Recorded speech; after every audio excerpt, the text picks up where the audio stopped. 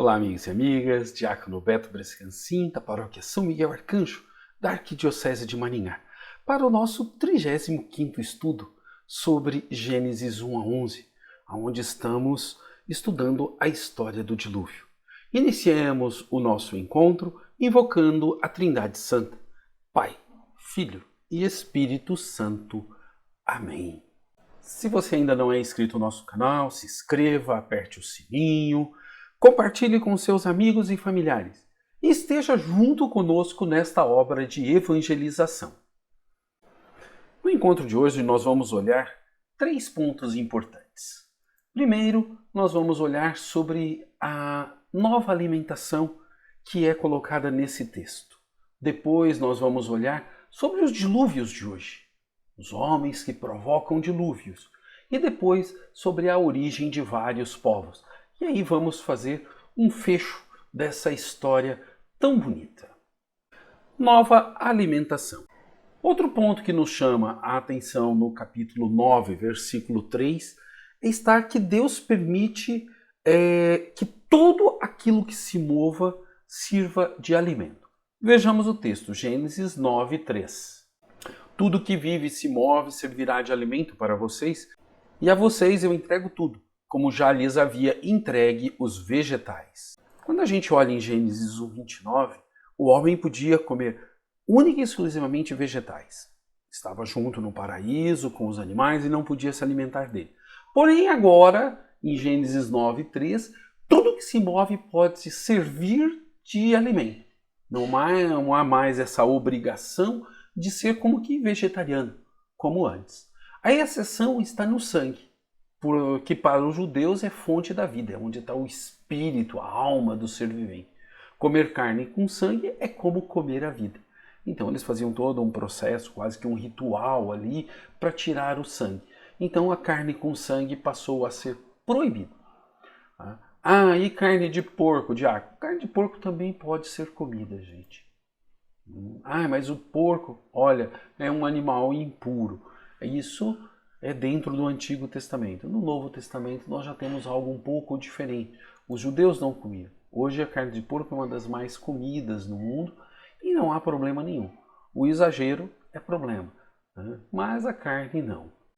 Então esse é um ponto importante para percebermos. Tudo nos é permitido comer, com moderação. Vejamos outro ponto, os dilúvios de hoje. Mas, diácono, tem dilúvios no mundo de hoje? Tem sim, gente. Tem muita gente querendo destruir tudo, por falta de amor, por raiva, por querer dominar e acaba querendo destruir tudo. São os dilúvios de hoje. Naquele tempo, se a gente pensar, tudo estava tão mal que no pensar do povo de Deus, Deus teria se arrependido de ter criado o homem e a terra.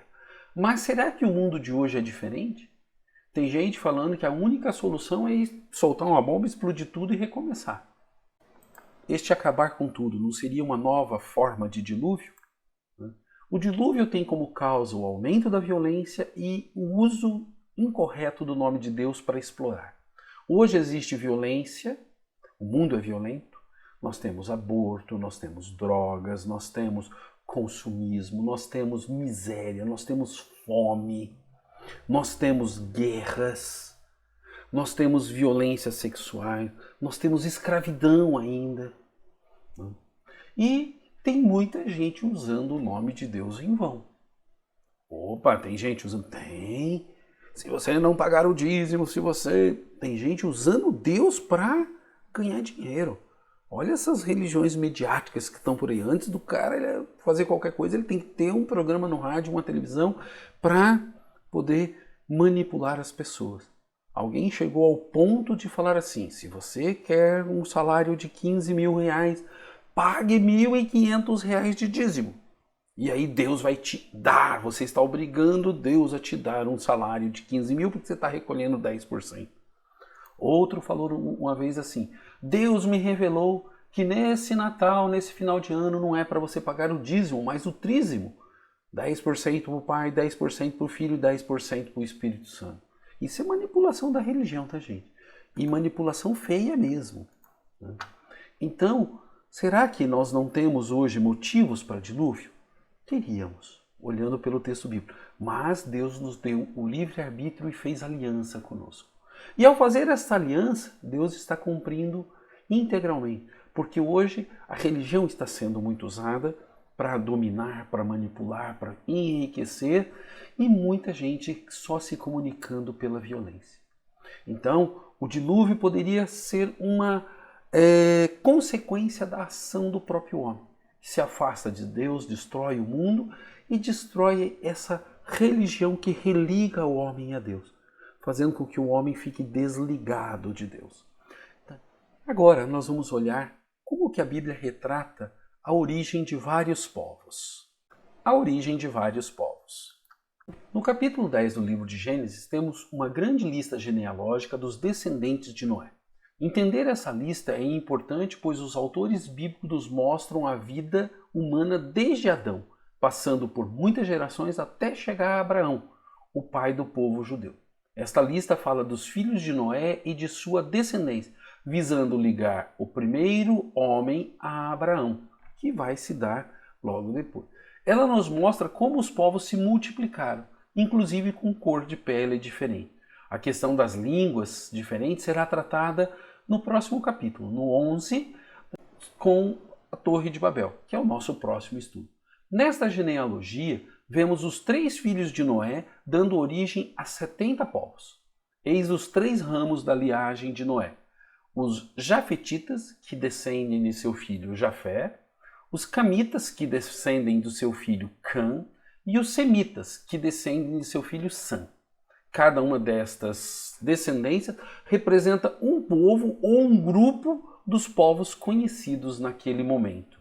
Vejamos o texto de Gênesis 10, 32. Foram essas famílias dos descendentes de Noé, conforme suas linhagens e nações. Foi a partir deles que as nações se dispersaram pela terra depois do dilúvio. Jafetitas, os camitas e os semitas. O povo de Deus está nos semitas. Então, todos aqueles povos que eles conheciam naquele momento, eles fazem essa etiologia. Se você quiser entender isso, tem que ir lá na nossa introdução. E introdução à Bíblia, um estudo à parte que nós fizemos, não aqui. E perceber como que a etiologia trata isso. Na verdade, esses povos já existiam, eles colocam aqui como descendentes para poder explicar e entender teologicamente isso daí. Depois de olharmos um pouco como que os jafetitas e os camitas e esses povos todos entraram na Bíblia e existiam, nós vamos fazer como que um resumo geral do nosso estudo. Representação do dilúvio. A humanidade em relação a Deus. Aumento da violência e usar Deus em benefício próprio. Usar o nome de Deus em vão. Consequências dessa ação dos homens.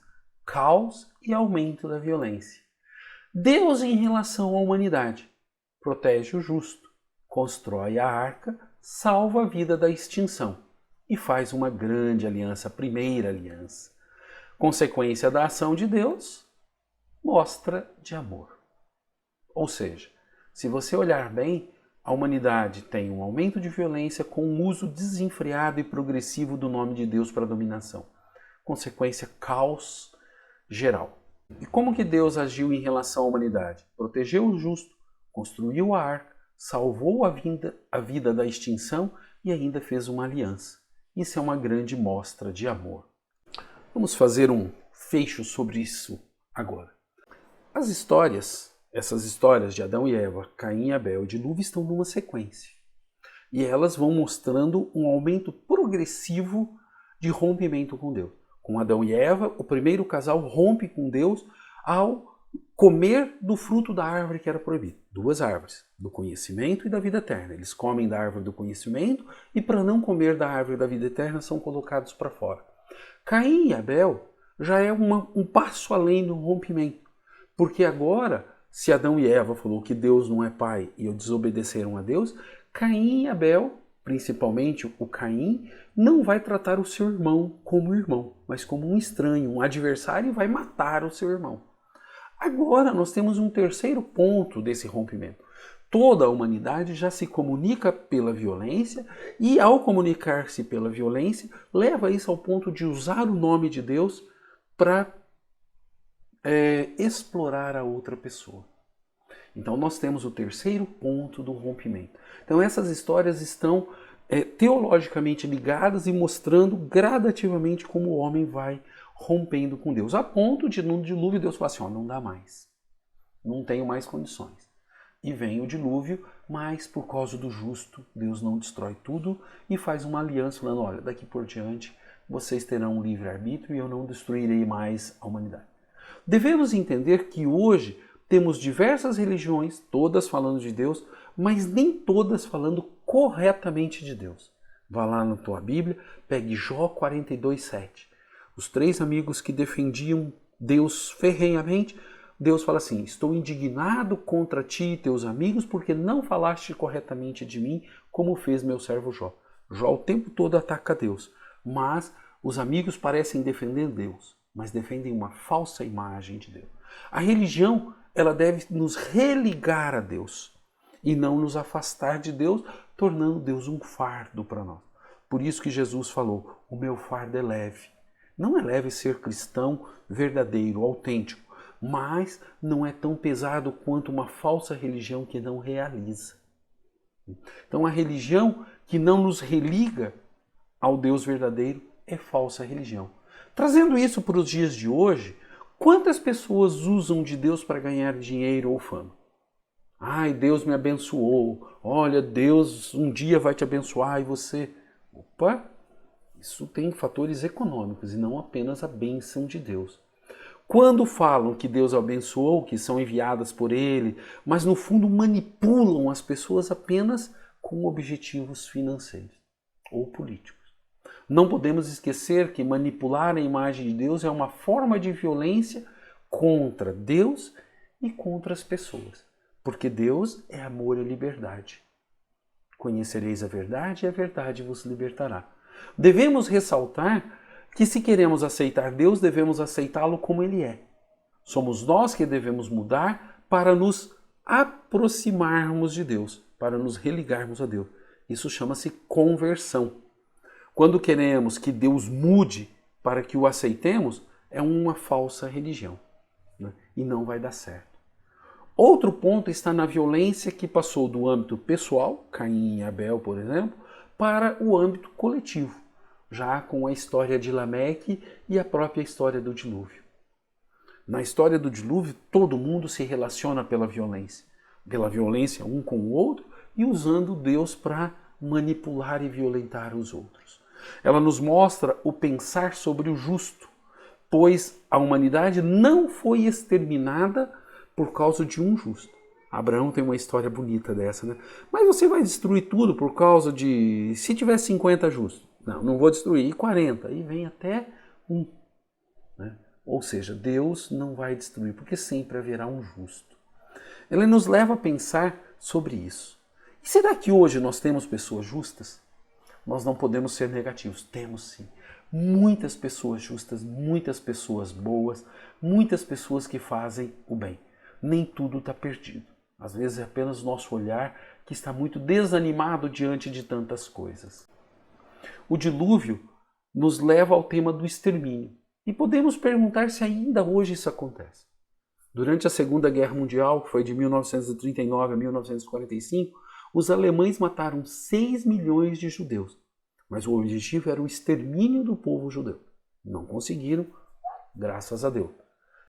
Agora, e se você perguntar, e a arca realmente existiu? Gente, não é a questão de existiu, é uma leitura teológica. O que nós temos que ver é que hoje nós temos muitas entidades, muitos lugares, fazendo exatamente o que a arca fez.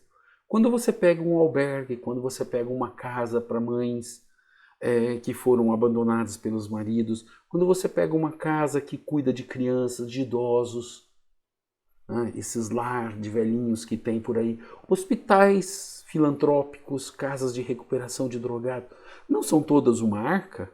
Não são formas de proteger a vida? São sim. Né? Então, nós temos que perguntar que existiu a arca anteriormente e existiu hoje. Ah, mas a arca construída por Noé são personagens e fatos teológicos. Eles não precisam existir de verdade para que hoje, para que a história e a verdade sobre Deus seja revelada. E Noé? Noé existiu? A resposta é igual a Caim e Abel que nós já demos. São personagens teológicos. Ah, então Adão e Eva não existiu? Olha, existem Adão e Evas hoje. Existem pessoas que rompem com Deus, que desobedecem a Deus. Ah, e Caim? Existe? Existe. Existem pessoas que matam os irmãos. O próprio irmão de sangue e aqueles que ele não considera mais irmãos porque Deus não é mais pai. Ah, e existe dilúvios? Existe. A bomba atômica, as armas nucleares estocadas que podem destruir várias vezes o mundo. Existe sim. Existe muita gente que até topa explodir tudo. Então, o extermínio, ele não ocorre só com os homens, mas também com os animais. Quantas espécies de animais estão sendo extintas por causa que nós estamos ameaçando seus habitats? Só no Brasil, né, existe, segundo o IBAMA, 3.200 espécies em risco de extinção. Isso está sempre aumentando. Outro ponto que podemos refletir está na aliança que Deus fez com Noé, ou seja, com toda a humanidade, de não mais destruir a humanidade. A aliança é um tema que percorre a Bíblia por inteiro. E nos momentos importantes temos aliança.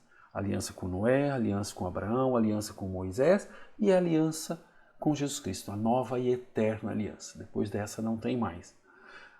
O sinal dessa aliança é o arco-íris, que ao ser visto deve nos remeter a esse livre-arbítrio que Deus nos deu, mas que pede para nós, sejam amorosos. Então, é uma história muito bonita, é uma história que muito fala para a gente. E que essa história nós devemos lê-la e entendê-la de forma amorosa. Deus não quis de maneira nenhuma colocar tudo. Deus pede uma mudança para nós, pede para que sejamos como Noé, o justo, que só ouviu e colocou em prática. Não tem uma palavra de Noé, como não tem uma palavra de Abel. São pessoas que, personagens teológicos que se colocam à disposição do projeto de Deus. Bacana, né, gente? Como que é interessante refletirmos isso, trazermos para o nosso dia a dia. Então você pode ser o Noé? Pode. Quando você ajudar a proteger a vida. Ah, e construir uma arca. Não é que nem naquele filme que o cara vai construir uma arca. Não. Se você fizer parte de uma ONG que protege a natureza, que protege as pessoas, que ajuda as pessoas. Perto da minha casa tem o Lar dos Velhinhos de Madre Paulina. Lá eles acolhem velhinhos em situações difíceis, que a família não tem condições de cuidar ou não quer cuidar. E o que acontece? Nisso daí, eles acabam ajudando. Ali também é uma arca. Então nós podemos e somos chamados a construir arcas. E assim nós terminamos essa bonita história sobre o dilúvio. Vamos juntos para a nossa próxima história, a última das 4 histórias que Gênesis 1 a 11 tem, sobre Torre de Babel. Paz e bem a todos e a todas. Siga!